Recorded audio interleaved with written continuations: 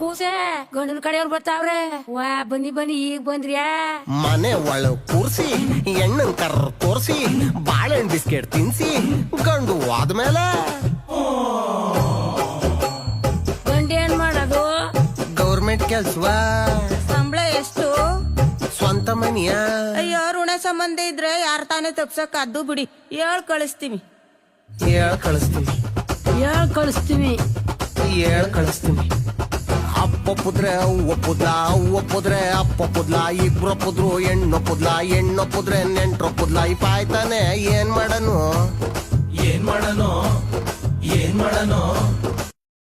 ಸಿಂಗಲಾಗೆ ಸಾಯೋದು.